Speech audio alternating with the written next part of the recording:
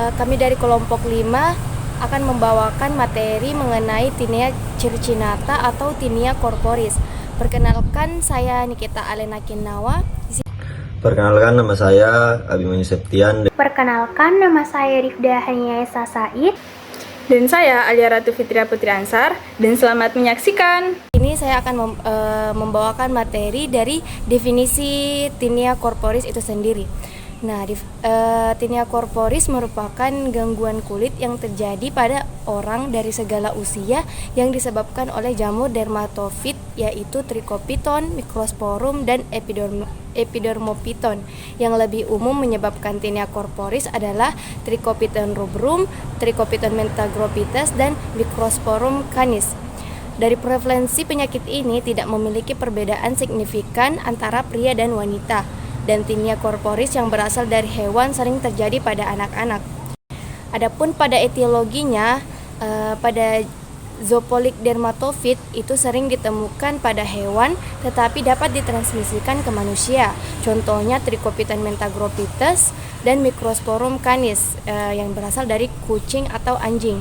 Yang kedua ada anthropophilic dermatofit yang dimana sering ditemukan pada manusia dan sangat jarang ditransmisikan ke hewan. Contohnya Trichopiton rubrum dan Trichopiton concentritum.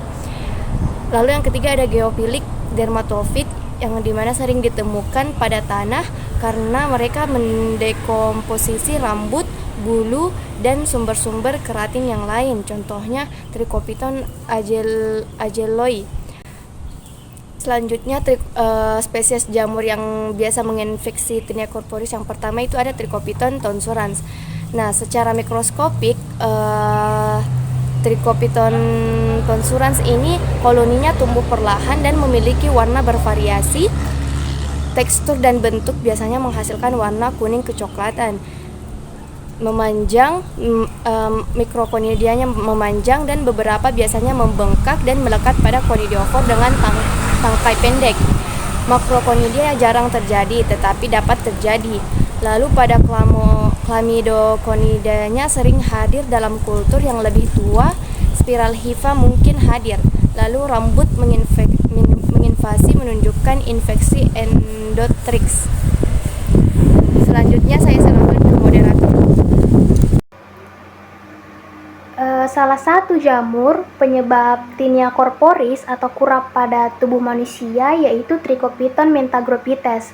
Nah, di mana ciri-ciri makroskopik dari Trichopiton mentagrophytes yaitu dia berwarna putih hingga berwarna krem, serta bentuk permukaan koloninya itu seperti tumpukan kapas, dan kadang-kadang dia juga bisa berwarna merah muda ataupun kekuning-kuningan. Nah, ciri-cirinya itu bisa kita lihat pada gambar. Kemudian selanjutnya untuk gambaran mikroskopis dari jamur Trichopiton mentagrophytes, ia itu memiliki bentuk hifa yang bersepta. Kemudian hifanya itu berbentuk spiral. Jadi ini merupakan ciri khas dari Trichopiton mentagrophytes di mana hifanya itu berbentuk seperti gulungan atau spiral. Kemudian dia juga memiliki mikrokonidia yang berbentuk bulat dengan dinding tipis dan berkelompok seperti buah anggur, serta memiliki satu sel saja. Lalu makrokonidianya umumnya itu jarang ditemukan dan apabila ditemukan biasanya itu jumlahnya sedikit. Microsporum gypseum. Secara makroskopis, Microsporum gypseum terlihat sebagai koloni yang tumbuh cepat, seperti kapas atau tepung dengan permukaan datar dan tekstur sedikit berbubuk, berwarna merah, kecoklatan hingga hitam, dan kadang-kadang berwarna ungu. Secara mikroskopis ditemukan hifa bersepta.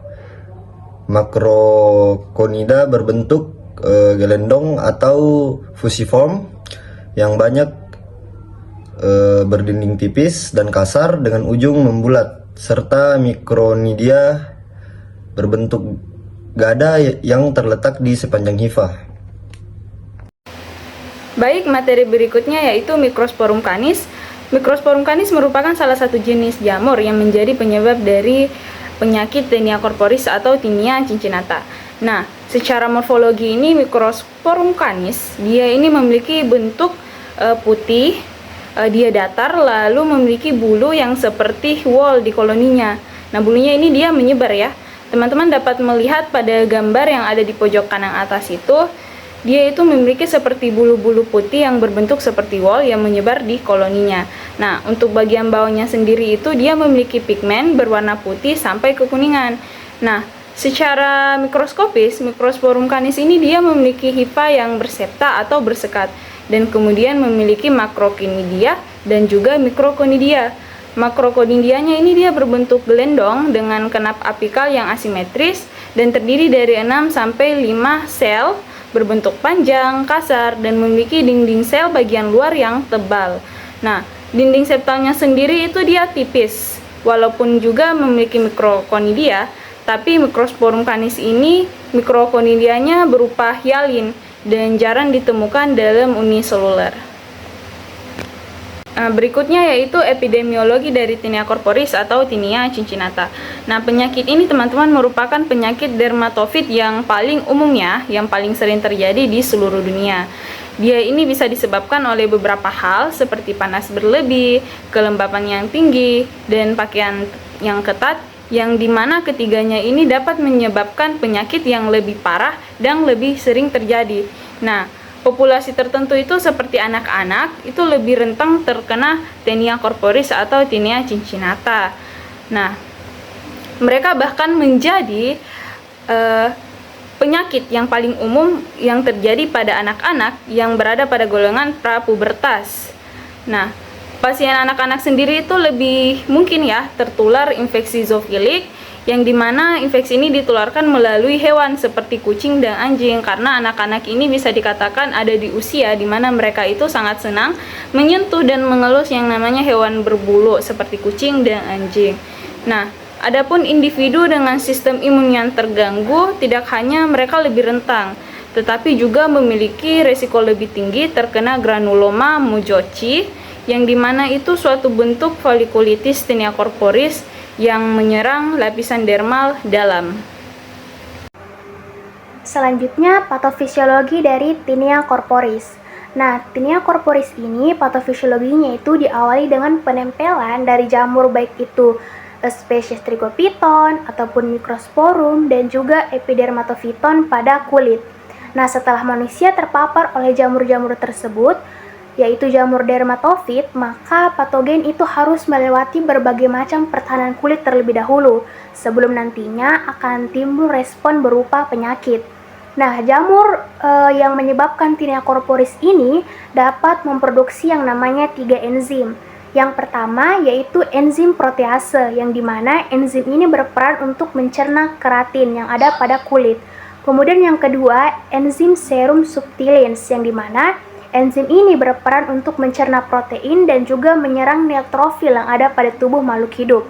Selanjutnya ada enzim keratinase, yang dimana enzim ini yang melakukan penetrasi ke jaringan keratin yang ada pada kulit manusia. Lalu patofisiologi dari Tinea corporis itu terdiri dari 3 tahap. Nah, yang pertama itu fase penempelan, yang kedua fase invasi, dan yang ketiga yaitu fase respon. Nah, yang pertama itu fase penempelan. Terlebih dahulu, spora aseksual itu jatuh ke kulit tubuh makhluk hidup, baik itu hewan maupun manusia. Setelah itu, dia nantinya akan menghasilkan enzim seperti yang saya sebutkan sebelumnya, seperti enzim protease dan lipase.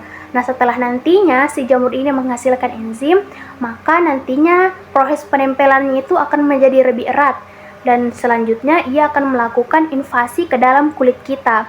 Nah, setelah jamur berhasil menempel, maka spora yang tadinya melekat itu akan mulai berkembang.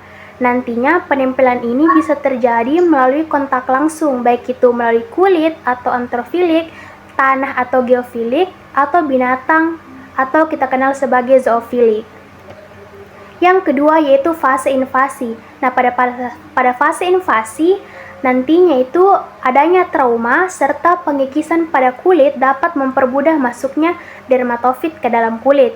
Nah, invasi ini dapat dilakukan dengan sekresi protease dan lipase yang dihasilkan oleh jamur tersebut.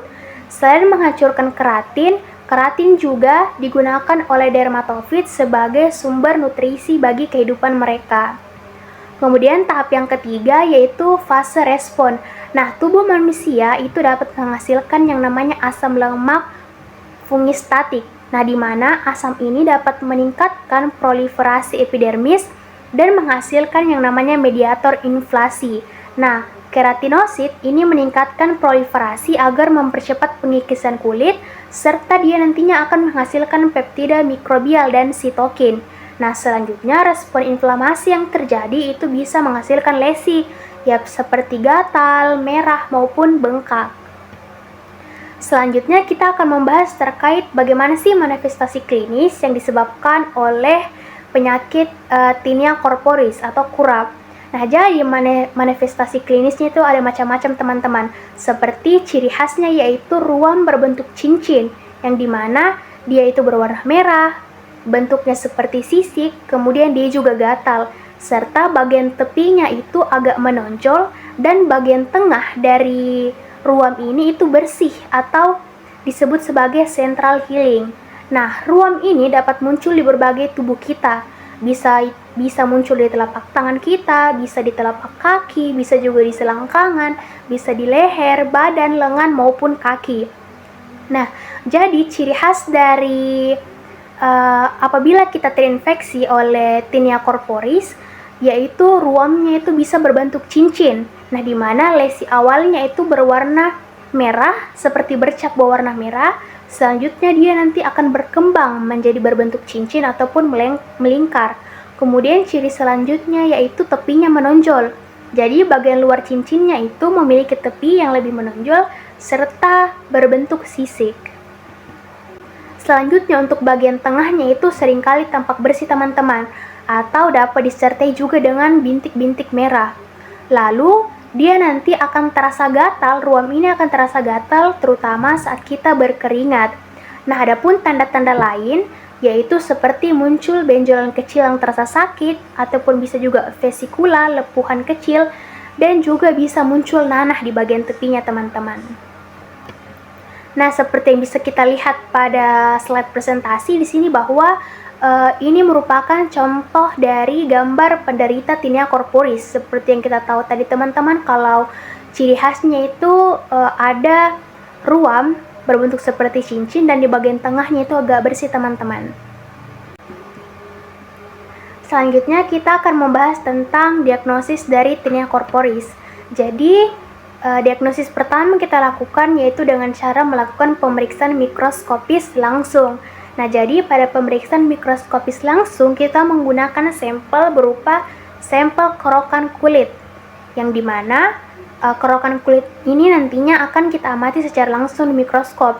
Tahapan yang pertama yaitu kita siapkan objek gelas yang telah kita fiksasi di atasnya lapis spiritus. Kemudian selanjutnya dengan menggunakan pinset kita ambil kerokan kulit dan kita letakkan di permukaan objek gelas.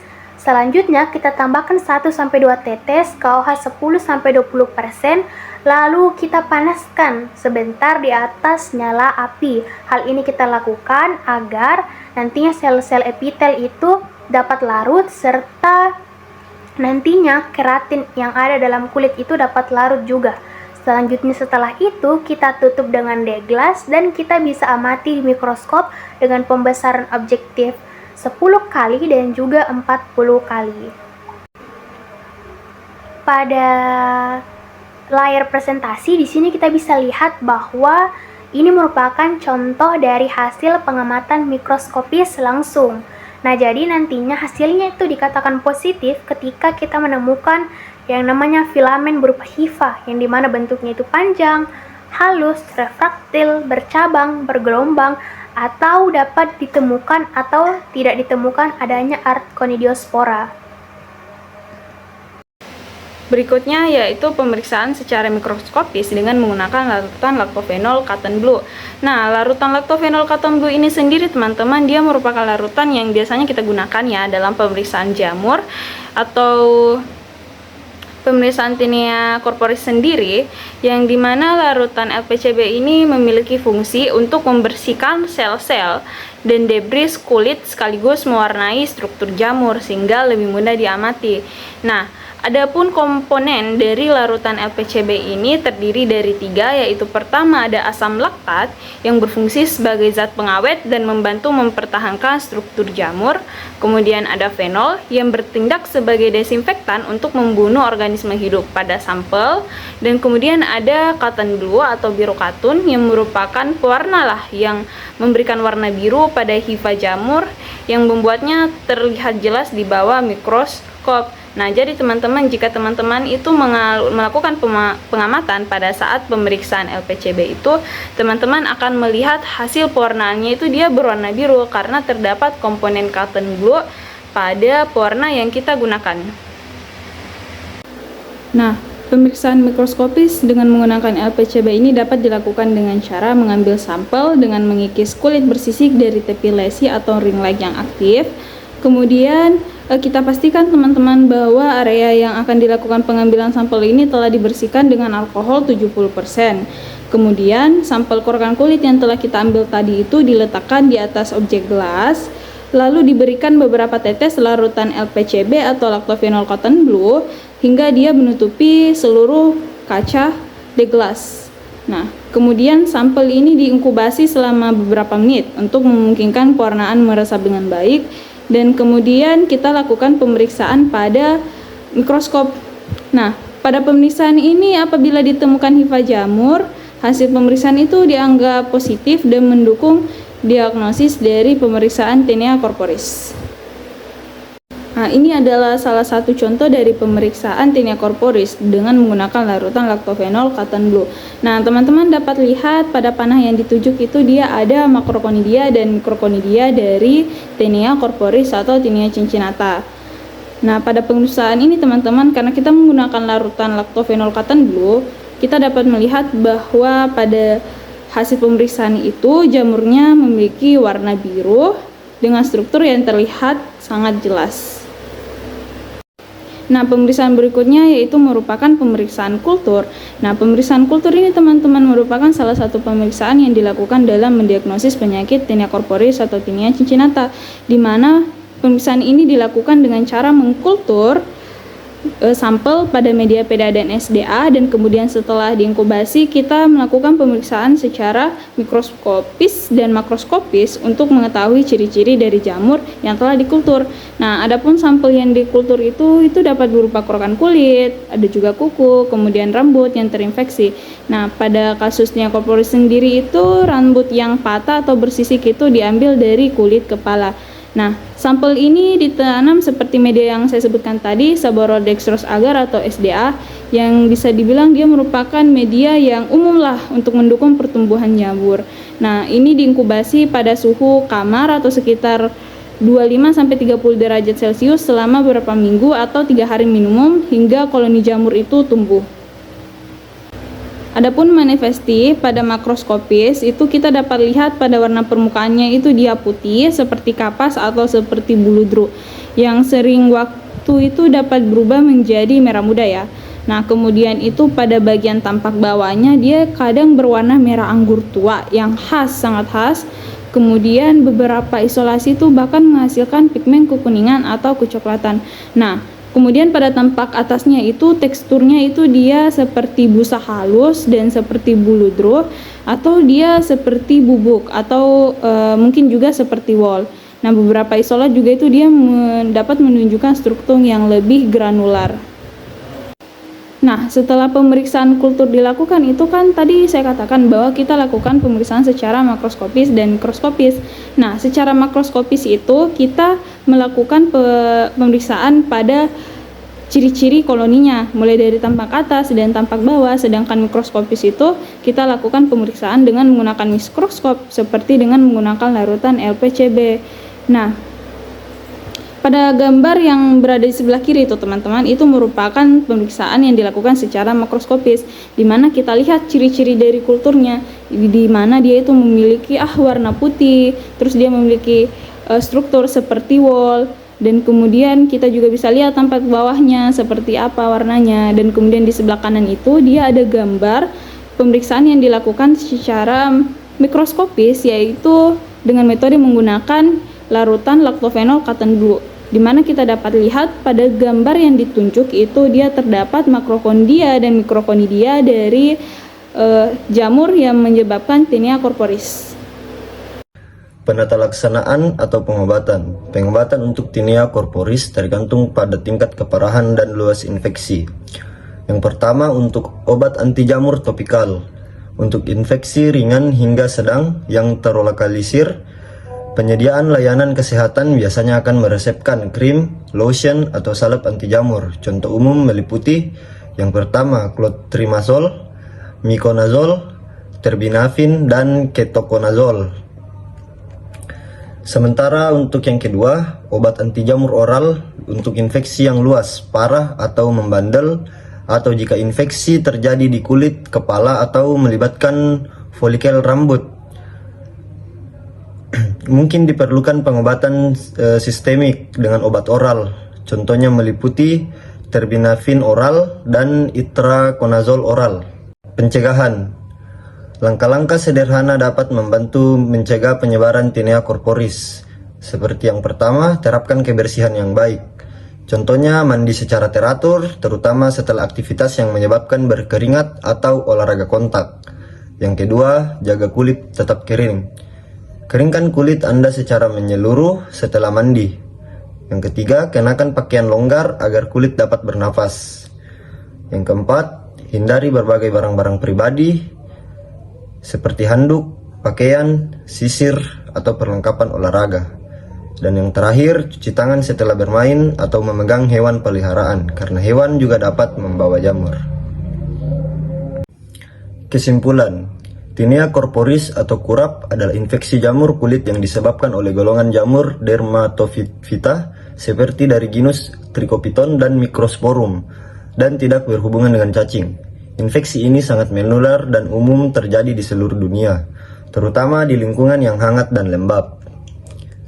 Ciri-ciri Tinea corporis yang paling khas adalah ruam melingkar atau oval yang gatal dengan batas yang jelas, tepi yang menonjol dan bersisik, serta area yang lebih bersih atau putih di bagian tengahnya. Lokasi yang paling sering terinfeksi adalah batang tubuh, lengan, dan kaki. Tinea corporis umumnya dapat dicegah dengan menjaga kebersihan kulit, mengeringkan area tubuh dengan baik, dan menghindari berbagai barang-barang pribadi. Pengobatannya bisa menggunakan krim anti jamur topikal atau pada kasus yang lebih parah, obat anti jamur oral dengan pengobatan yang tepat. Prognosisnya baik dan dapat mencegah kekambuhan.